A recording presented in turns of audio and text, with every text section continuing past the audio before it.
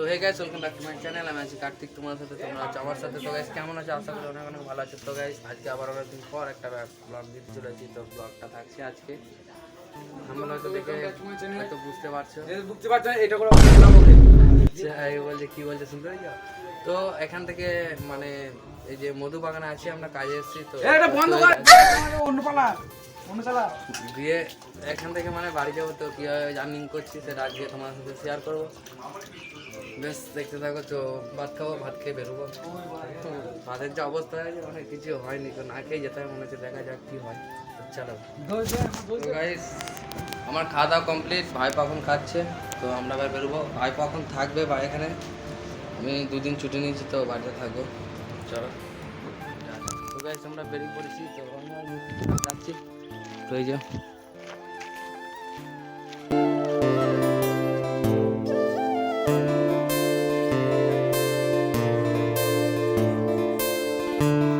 তো সেই মিলটাই আমরা কাজ করছিলাম। তো এখন সিকিউরিটির কাছ থেকে সই করে গেট পাস নিয়ে তারপর আমাদেরকে বের হতে হবে। তো চলো দাদুকে ডাকি। দাদু, এক সেকেন্ড হ্যাঁ তো কিছু সই করতে হবে। চলে আসবি। আসবো। মন খারাপ করে দিয়ে চলে যাচ্ছিস তো তোরা। চলে আসবে তো, আমি তো কাজ সকাল ওই সময় চলে আসবো। এই তো তাই তো।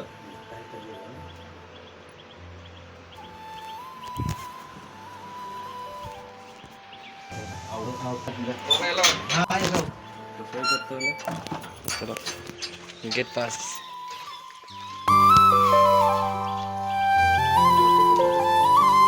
চলো গাইস, এখন দেখি আমাদের টোটো কখন আসে। তো ওই রাস্তাটা টোটো পাওয়া খুব মানে দুষ্কর ব্যাপার।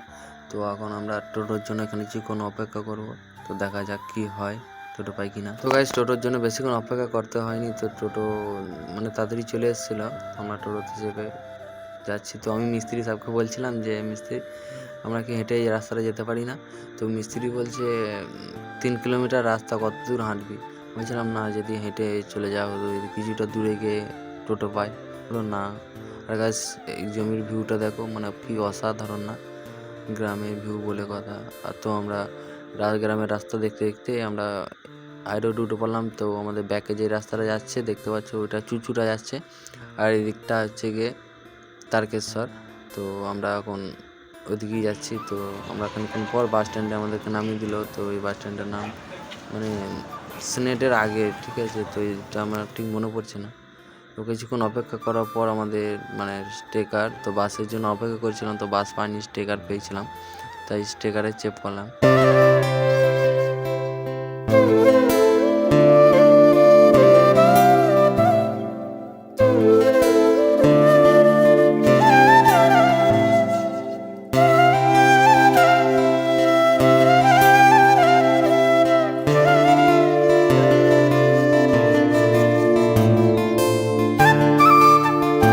তো গাইস, আমরা কিছুক্ষণ ট্রেকার জার্নি করার পর তো এদিকে দেখতে পাচ্ছ, তো আমরা এনএসটা ক্রস করলাম।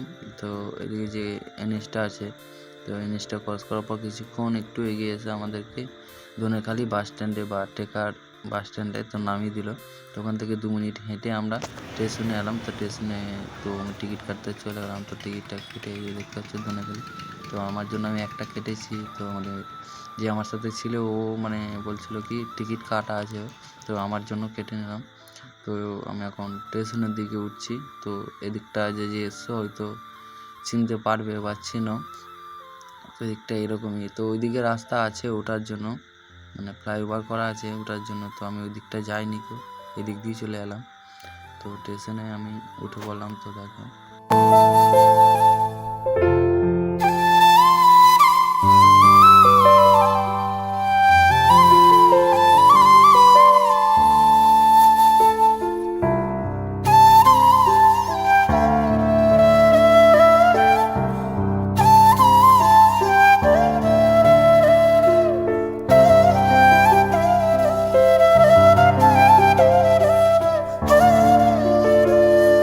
টিকিট কাটতে গিয়েছিলাম। তো টিকিট কেটে এসে দেখছি আমার মিস্ত্রি নেই আমার সঙ্গে।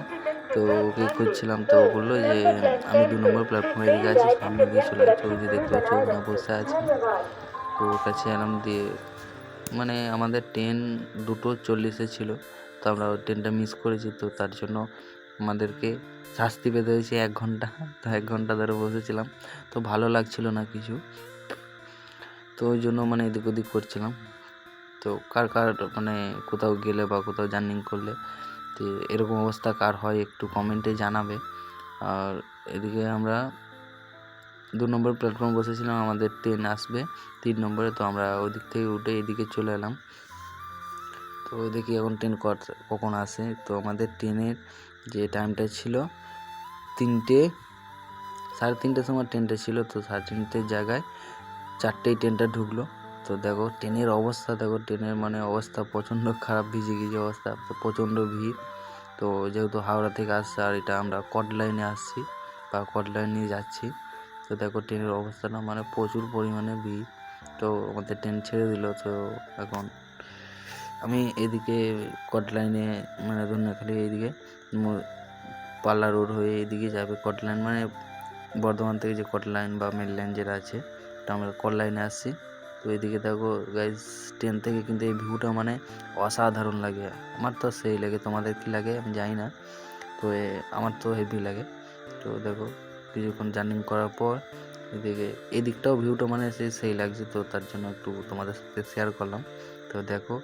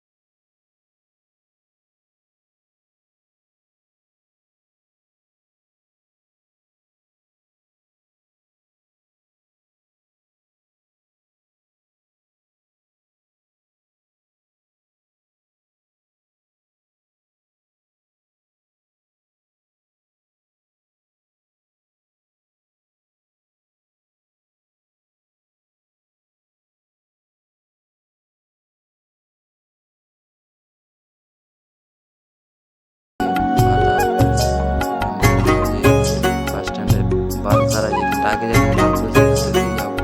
তো ওখানে কিছুক্ষণ ওয়েট করার পর বাস আসবে, বাস পেয়ে যাবো, বাস নিচে চলে যাবো। তখন দেখো বাস পাই যাবো।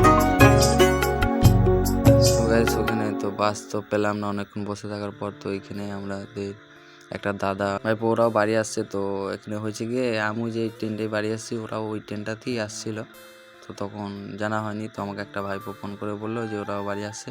তো দেখ ওরা বর্ধমানে আছে, তো ওরা মানে বাজারে কাটোয়া যে ছোটো লাইনের ট্রেনটা মানে যায় না, ওই ট্রেনটাতে ওরা বসেছিল। তো ওকে এখন খুঁজছি, তো মাল আমাকে ফোন করেছে, লেকিন ফোন করে এখন ওই কোণেতে বসে আছে। তো আমাকে বলছে যে এখানে আছি, এখানে আয়। তো আমি এখানে 4-5 বার পাক হয়ে যাওয়ার পর তবে খুব পেয়েছি।